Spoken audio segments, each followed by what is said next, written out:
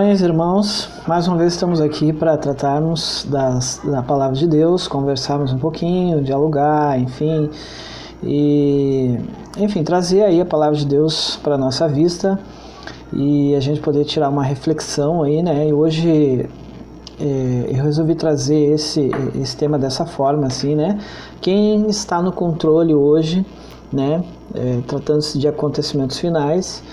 E vemos hoje que a discussão é muito grande em cima desse aspecto da mensagem, né, na questão da nova ordem mundial, como está se dando isso, como está acontecendo, enfim, e penso que, como recentemente ainda tem pessoas que me perguntam coisas, tem pessoas que têm dúvidas, enfim, sobre isso aí, como é que é isso aí de verdade, no mundo aí real, vamos dizer assim, político, geopolítico, né, economia, religião, enfim, está tudo misturado, está tudo junto e tem um viés interpretativo para tudo e todo mundo tem uma ideia, uma concepção do que seria, cada um dá o seu parecer, tem gente que vai vir com uma certa retórica ou se mostrando com autoridade sobre o assunto. Eu gostaria de trazer aqui, de repente, um viés interpretativo, né? Não com toda a autoridade, como muitos fazem, mas algo que a gente possa também refletir e não desconsiderar, né? Talvez por...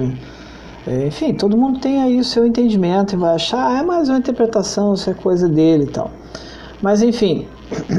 alguma coisa me leva a entender dessa forma também, né? Existem muitos pareceres, né? Muitas coisas para considerar e que nos faz ter um viés interpretativo de tudo, né? Então eu preciso tirar as minhas conclusões, né? E assim tomar a minha posição por mim, né? Então, quem que pode estar no controle hoje, né? Se eu citar nomes, empresas, situações específicas ou questões governamentais, tudo, eu vou especular muita coisa, vou falar muita coisa com certeza que é certo, mas muita coisa vai ter assim no meio especulações, porque você não está diretamente dentro da situação da qual você está tratando, ou que envolve outras pessoas, e o que elas fazem, como conduzem os objetivos disso. Então você não está inserido em todos os cenários, né, seja da política, da religião e tal. Você não pode dizer categoricamente ou empiricamente que tu está certo em tudo o que tu vai dizer, né? A gente vai dar um parecer aí em vista do que a gente vemos, em vista do que a gente já leu, em vista do que aonde nós temos que inserir isso dentro, né?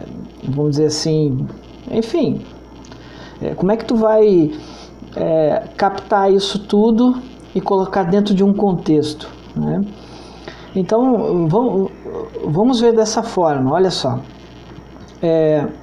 Na Bíblia também acontecem histórias de situações específicas que se denotou uma circunstância semelhante à nossa, de pandemia, de pandemônio, vamos dizer assim, né?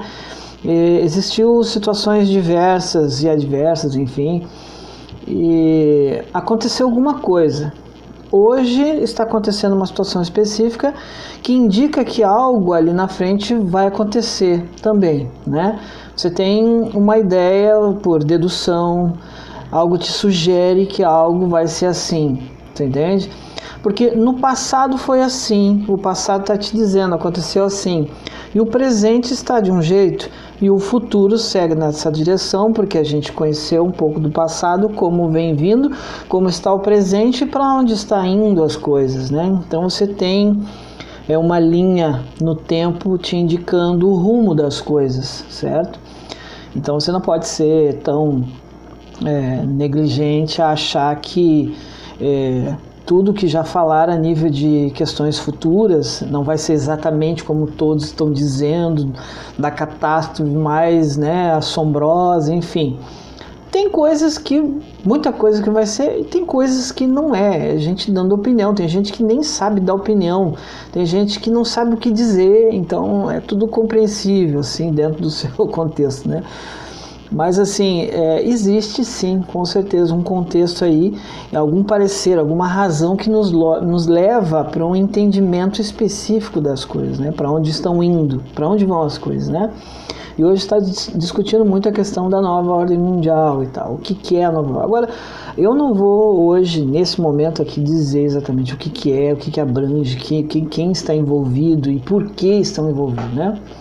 Mas uma coisa é certa, né? Isso vai levar para algum lugar, né?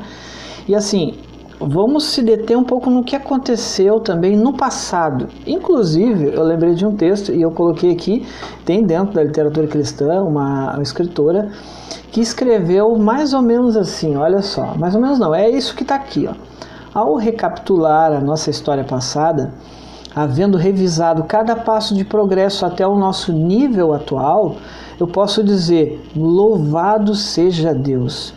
Ao ver o que Deus tem realizado, eu encho-me de admiração e de confiança na liderança de Cristo.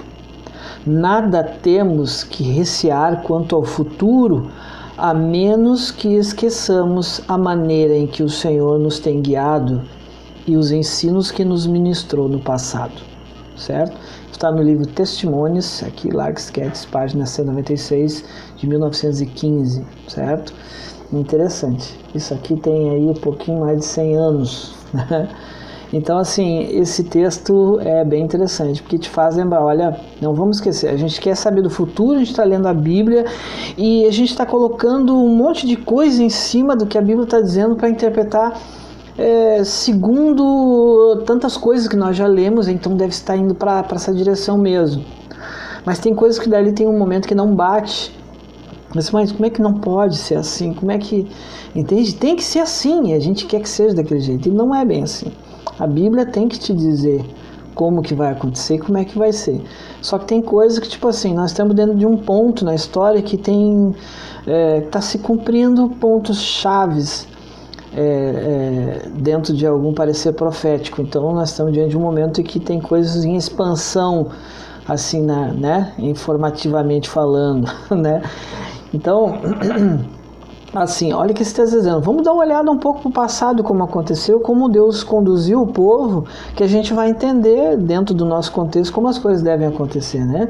Tem gente que gosta de olhar as coisas no passado só dentro de um contexto histórico, mas ela esquece que o futuro, até chegar ao finalzinho, tem coisas que vão acontecer. Você não pode colocar o que ainda está no futuro lá na frente, colocar lá para o passado, encaixar isso lá, sendo que já está dizendo que é lá, porque nós estamos no presente, num determinado ponto da história que está indicando um futuro específico, né? Então, tipo assim, nem tudo que está ali na Bíblia falando, a nível de profecia, está sempre no passado. Ele fala do passado para te mostrar o presente que tu está e para onde é que vai ser, onde é que vai dar o futuro aí da qual a gente está buscando informações, né? Sendo que eu vejo, claro, que além de você estudar sobre isso, deve haver aí uma segurança, uma esperança e uma segurança dentro de você. E é na comunhão com Deus que você vai obter essa segurança a nível total, geral aí, né? Ainda que você tenha medo de uma coisa ou outra, a gente não queira perder parente, enfim, existe aí em Deus esperança, né? E essa esperança tem que te trazer, quando vem de Deus, tem que te trazer a paz, a paciência, a mansidão e tal, né? Que ainda que os céus caiam, você está seguro em Deus, você não vai temer. Ainda que você morra, você está seguro em Deus para a eternidade, certo? Então, assim, existe um texto lá, o texto todo de Sofonias, são 3 capítulos lá de Sofonias, Sofonias 1, 2 e 3, que é bem interessante. Eu vou botar os textos aqui na tela. Eu copiei todo o capítulo 1, 2 e 3 de Sofonias, né? Porque eu queria sublinhar alguma coisa e trazer para vocês diretamente na tela aqui, do que mostrar a imagem da Bíblia com os textos grifados ali, que fica pequeno, não dá para enxergar. Aqui a gente pode ler junto, né? Então, no texto de Sofonias, o que acontece? Estava acontecendo algo específico lá no povo, que Deus em um dado momento se revela para ele. E você vê já no primeiro capítulo aqui, ó, de Sofonias, assim, a palavra do Senhor que veio a Sofonias, filho de Cusi, filho de Gedalias, filho de Amarias e tal, enfim. Ele já chega dizendo, eu consumirei por completo todas as coisas sobre a terra, diz o Senhor. Então é que Deus começa a fazer uma narrativa de tudo que vai acontecer na terra, com os filhos de Deus e com aqueles que não são os filhos dele. Então é com os dois. E Deus, logicamente, aqui conforme você vai lendo o texto, está dando um contexto aqui, que os juízos da parte de Deus vão começar pelos da casa dele, certo? Então, tipo assim, tem outras passagens de outros profetas também que dá esse contexto. Deus sempre ele começa com a casa dele, né? E vai acontecer também com os filhos de Deus, né? Porque tem muita gente se dizendo filho de Deus e fazendo muita coisa que não deve, estão vivendo um contexto aí bem idolátrico, enfim, enfim, Deus vai fazer juízo a todas as coisas, quer sejam boas ou más, começando pela casa dele, né? E aqui você pode ver aqui, já no a primeira parte, ele já diz, eu também estenderei a minha mão sobre Judá e sobre todos os habitantes de Jerusalém, que está falando da casa dele, né? Exterminarei o restante de Baal deste lugar e o nome dos chamarins com os sacerdotes. Enfim, está dando aqui todo um contexto do que ele vai fazer, começando pela casa dele, né? E os que se desviam de seguir o Senhor, e aqueles que não buscam o Senhor e nem perguntam por Ele, enfim, né? Vejam o que ele está trazendo aqui, já dando a finaleira, começando pelos da casa. Tem gente que nem pergunta por Deus, nem se interessa, mas está lá no meio do povo que deveria ser o povo dele. Então, sabe aquela colheita que vai ser feita, né? Que tem o trigo e o joio junto, né? Em um dado momento ele vai fazer essa colheita. E aqui tem um contexto dizendo que ele já começa por aí. Então, o que não é da parte de Deus vai ser extirpado do meio, né? Enfim.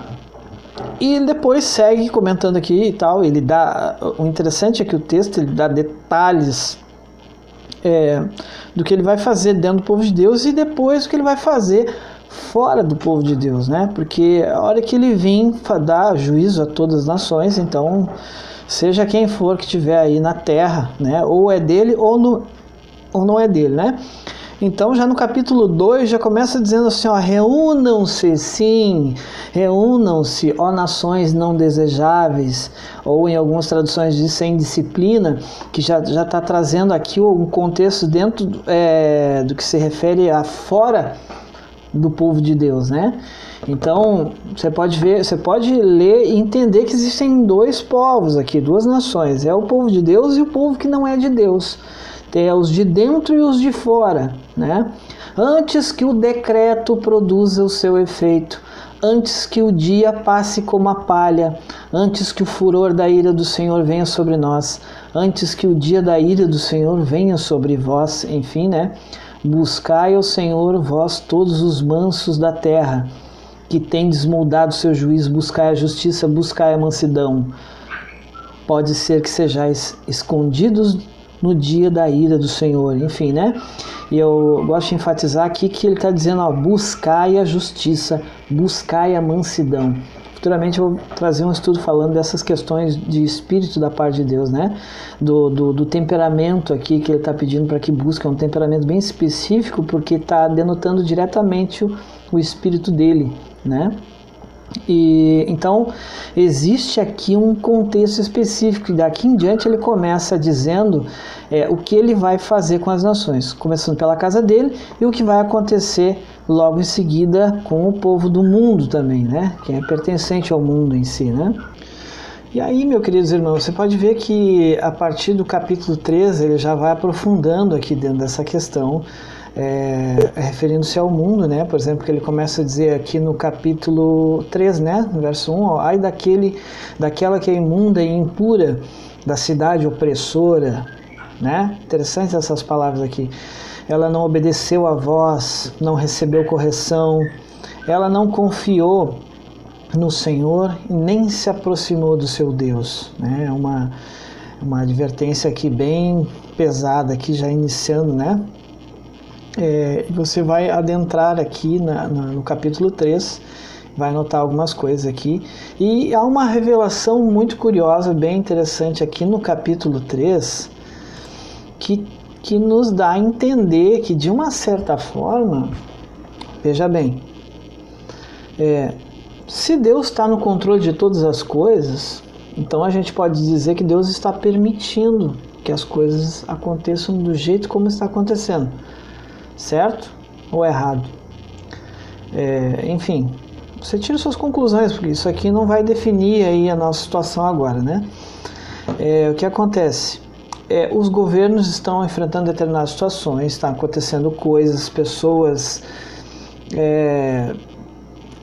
vamos dizer assim, definindo que o governo está sendo opressor em algum aspecto. Uma outra ala governamental argumenta que não, que ele está fazendo o trabalho certo, enfim. Em outros países, semelhantemente, né? Então, assim, o mundo passando por uma determinada situação e tal. E a gente pensa, mas se Deus quer o bem, por que ele permite, né? Aqui é um outro assunto bem extenso, falar por que Deus permite as coisas erradas acontecerem, né? Ou por que Deus permitiu o pecado, como Deus permite o sofrimento. E aí a gente vai ter que buscar lá a história que saiu lá do céu, começou tudo lá e caiu para cá. Enfim, é toda uma história grande, né? Vamos se deter aqui. Então, se Deus está permitindo de alguma forma, né? Será que ele é cúmplice do erro? É só uma pergunta, não tem nada a ver, eu não estou acusando Deus. Quem sou eu para julgar e acusar Deus de alguma coisa, né? Porque o ser humano, Satanás já começou com essa acusação lá no céu. É Deus, ele está errado, ele está fazendo assim, ele que impôs essas leis, a gente não precisa disso aí. Quer dizer, começa tudo lá. Então, aí você vê, quando chega aqui, ó, porque esse livro de Sofonias estava acontecendo uma situação específica lá, semelhante ao que está acontecendo aqui com a gente. Então, dá alguns passos mais para frente, indicando alguns pontos aí, o que deve acontecer, o que deve, né? Então, vamos analisar assim, ó, porque diz ali, ó, por exemplo, no capítulo 3, no verso 8, diz assim, ó, portanto, esperai-me, diz YHWH, que aqui está o nome de Deus, né? Esperai, diz o Senhor, até o dia em que eu me levantar para o meu despojo, pois a minha determinação é ajuntar as nações e congregar os reinos, para derramar sobre eles a minha indignação e todo o ardor da minha ira, porque toda a terra será devorada pelo fogo do meu ciúme. Olha só que interessante esse texto, né? O que me faz entender que Deus permite que as nações se congreguem do jeito que elas querem congregar. Se existe uma programação para uma nova ordem mundial, eu vou dizer assim, eles vão tomarem esses procedimentos e a agenda até onde eles puderem, até o fim, até ela se consolidar. Em um dado momento, a taça da ira de Deus vai se esgotar com tudo isso, porque aí, tipo assim, lá já caiu por terra. Tudo na terra, tudo que ainda provinha da parte de Deus vai ser, vamos dizer assim, até a finalização, até, né, a conclusão desse projeto, tudo que vinha da parte de Deus já caiu por terra, vamos dizer assim, né? Mas eu não sei lhe dizer se vai haver uma consolidação total da programação deles, né? Mas o que diz é que em dado momento, né, como diz aqui, ó, em um dado momento a ira de Deus chega num limite, né? Então, quer dizer, dá para se entender também que ele vai aguardar se concluir o trabalho deles e se concretizar, né? Mas enfim, em um dado momento ele vai agir e ele vai entrar no cenário e aí enfim, aí o julgamento, a coisa vai ser bem diferente, né? Mas esse texto de Sofonias aqui me leva, sim, ao entendimento que não só está no controle de tudo que está acontecendo hoje, como ele está permitindo que essas nações, esses opressores e tal, e essa nação, todas, vamos dizer assim, toda essa congregação do inimigo de Deus, onde estão planejando, tramando e se consolidando, estão se congregando, tomando da taças um dos outros, juntamente com a besta, enfim, faz uma interligação lá com o Apocalipse e tal. Bom, me faz entender que Deus está permitindo isso acontecer e as coisas estão acontecendo tão rápido para que o fim venha logo, sabe? Para quê? Por que Deus está permitindo, né? Porque aqui nesse texto dá para mim entender que Deus, aqui já diz, ó, e congregar os reinos para derramar sobre eles a minha indignação. Tipo assim, Deus está permitindo para que Deus venha fazer o julgamento deles. Então, quer dizer, da nossa parte como cristãos, devemos entender que devemos ter segurança em Deus e esperança. Aguarde, espere em Deus. Espera nele, que ele sabe o que está fazendo. Ele sabe o que está acontecendo, como vai se dar todas as coisas, e enfim. E aí o que acontece? Ele dá o galardão segundo as suas obras, né? E aqui você vê que Deus está permitindo tudo acontecer do jeito que está acontecendo para que venha logo o julgamento deles. Isso aqui é muito curioso, muito interessante isso aqui. Então eu não tenho dúvida dessa parte aqui. Eu tenho essas razões para crer que as coisas estão acontecendo, se afunilando dessa forma, certo? Tipo assim, tem outros textos para a gente embasar um contexto aí mais consolidado, onde você pode tirar umas coisas e consolidar outras e tal, né? Mas assim, basicamente, você tem aqui uma linha, né? Você tem aqui um cordãozinho aqui umbilical nessa informação, né? Assim, o que mais eu posso tirar daqui, tá? Aconteceu também, você pode ver que esses textos aí que nós estávamos, se você for ler Sofonias ali 1, 2 e 3, você lê aí, em 10 minutinhos você lê. Essas descrições, eu fiz aqui um comentário, deixei aqui, há uma filosofia e uma poesia ali na forma como Deus age dentro e fora do seu povo, né? Assim, eu botei nas descrições a filosofia, poesia e revelação de fato e verdade de puro impacto quanto à manifestação do Criador no cenário terrestre, né? Tanto lá atrás como aqui na frente, no presente ou logo ali na frente, no futuro, certo? Então vai ser impactante a presença de Deus na hora que ele sair do cenário celeste para entrar no cenário terrestre e dar juízo a cabo aí o juízo dele a todas as nações segundo as suas obras, vamos dizer assim, né?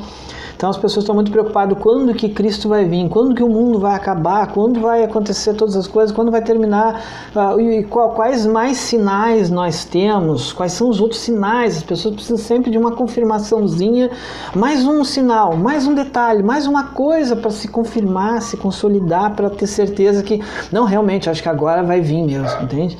Tipo assim, a gente já tem o cenário afunilando já de tempos atrás, né? E ela está chegando no ato culminante, vamos dizer assim. Nós já temos todos os sinais possíveis, a gente só está travado diante das circunstâncias, talvez, que vive. E às vezes a pessoa não consegue nem para lá, nem para cá, e nem para frente, nem para trás, sabe? A pessoa fica travada no ponto onde ela está. Mas que de fato as coisas estão nesse pé, elas estão. E elas vão se consolidar, elas vão ir em direção ao caminho delas, né? Então, tipo assim, informação você tem, né? Tem um outro texto, então, naquela preocupação de que as pessoas estão querendo saber, poxa vida, quando é que Cristo vem? Será que agora Cristo vai vir? Esse é o sinal do tempo, do fim, é agora que vai acontecer. E aí tem gente que até dá data, que nem aconteceu há pouco tempo atrás, uns 2 anos, que no mês de maio ia vir Cristo, ia dar o fim do mundo, passou o mês de maio e não aconteceu nada. Então, assim, tem um texto na Bíblia também lá no Novo Testamento que aconteceu uma circunstância, uma situação específica lá que pessoas também questionaram o tempo da volta de Cristo, né? E o que aconteceu? Lá em 2 Tessalonicenses diz assim, no capítulo 2. Leia só esse texto que é muito curioso. Dê uma olhadinha até o verso 12 ali, que diz assim, ora, suplicamo-vos, irmãos, com respeito à vinda de nosso Senhor Jesus Cristo e nossa reunião com Ele, certo? Que não vos movais facilmente da vossa mente, nem vos perturbeis, quer por espírito, quer por palavra, quer por carta, como de nós, como se o dia de Cristo estivesse já perto. Isso ele falando lá e tal, né? Mas tem um contexto aqui já mostrando que nós já estamos sentados no contexto, certo? Ninguém vos engane de maneira, pois aquele dia não virá sem que o primeiro venha a apostasia e que o homem do pecado seja levado, o filho da perdição, ok? Veja a revelação desse texto aqui, né? E aqui dá mais detalhes de quem é esse homem aí, se referindo a essa criatura aí, né? Não vos lembrais quando ainda estava convosco de que vos diziam essas coisas. Então, tipo assim, existiam também pessoas no mesmo tempo deles ali, existe nós, pessoas perguntando sobre essa questão, quando vai acontecer, né? Então, não vos engane de maneira que Cristo não virá sem que primeiro venha a apostasia e que o homem do pecado seja revelado, o filho da perdição, certo? Está falando o filho da perdição, certo? Tem um que já vai caminhar para o abismo, para a perdição direto, mas tem um que é o filho dele. Existe um contexto escatológico também que nos mostra quem é que está nesse contexto como o homem do pecado, certo? Em outro momento a gente vai tratar desse aspecto aqui, mas aqui só a nível de informação rápida, existe sim, certo? Existe até quem diga que aqui é o anticristo, certo? Mas tem quem diga que o anticristo é o próprio Cristo, aquela contrafação, dizendo que é o Cristo, mas é o próprio Satanás personificado na pessoa de Cristo para enganar as nações e o mundo, dizendo que é o próprio Cristo que veio. Então, quem que é o anticristo? Quem você acha que é? É o próprio Satanás personificando Cristo? Ou é um que vem antes dele, que é o homem do pecado e tal? Quem você acha que é? Enfim, existe, claro, um contexto aí que nos faz entender quem são quem é quem nesse cenário aí, certo? Então, basicamente, esse homem do pecado, e por diversas narrativas, né, e contexto, enfim, viés interpretativo, já foi revelado. Não é uma questão agora, né? Mas aqui está dizendo o texto que primeiro precisava se manifestar a ele para que depois Cristo pudesse vir. Então, aqui diz que ele é o qual se opõe contra tudo que se chama Deus ou se adora, certo? De modo que se assentará como Deus no templo de Deus, querendo parecer Deus, né? Então, existe aí, aqui ó, porque o ministério da iniquidade já opera, somente há um que agora resiste até que do caminho seja tirado, e a algum ponto ele vai ser tirado e vai ser com a volta de Cristo, certo?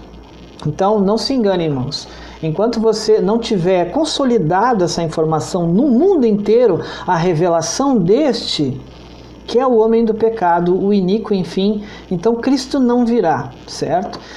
Nós temos esse contexto aqui, certo?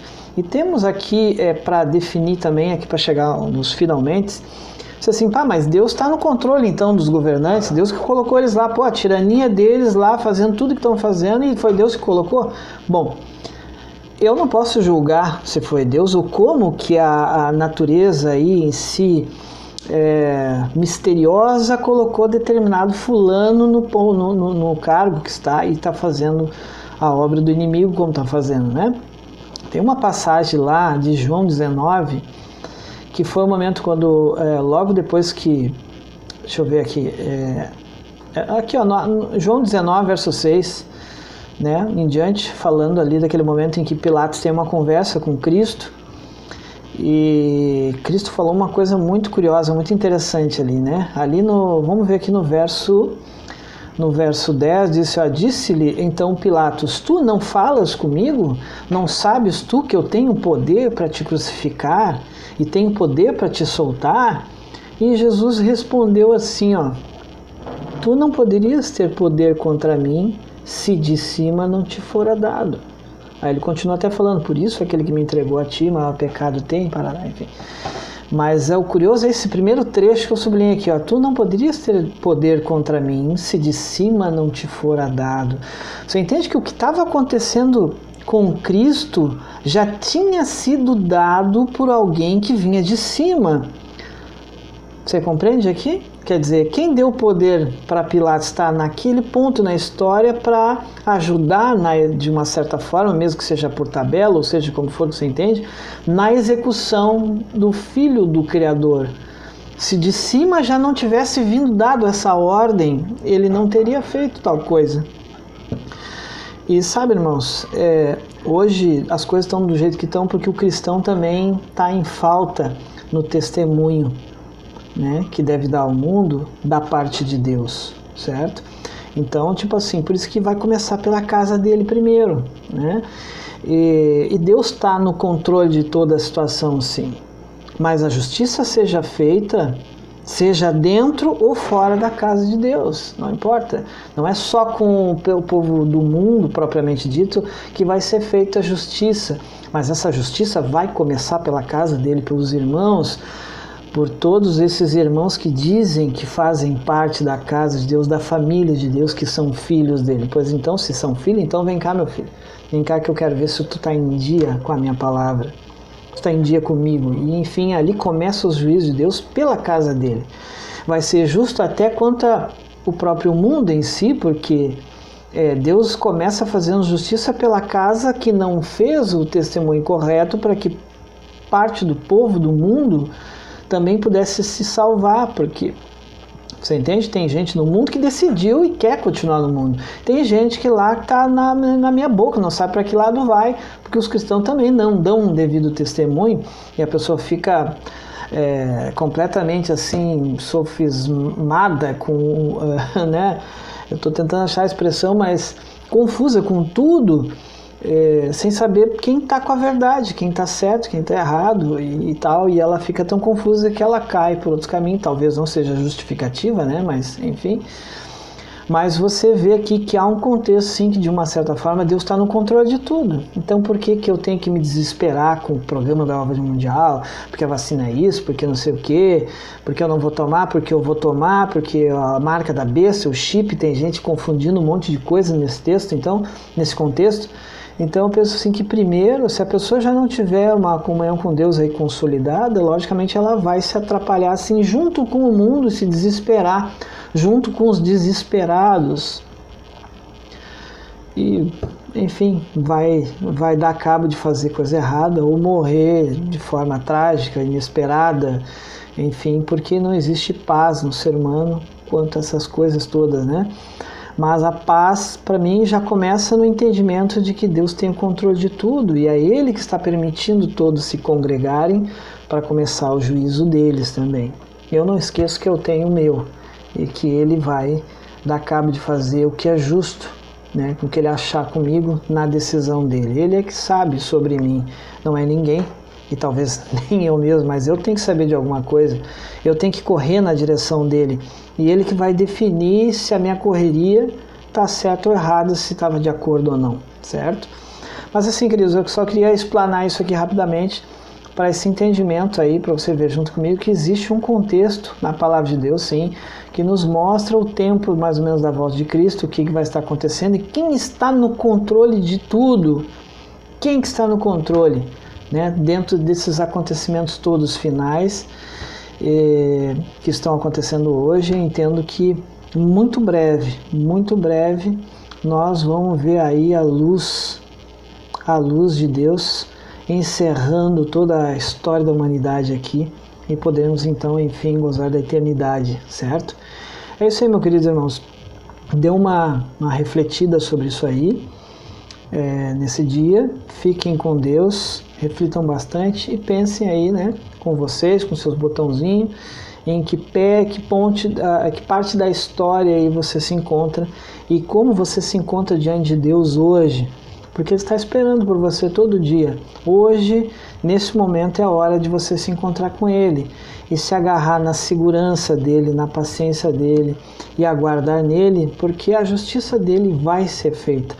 Cedo ou tarde, Ele vai dar cabo de fazer justiça por todos nós, certo?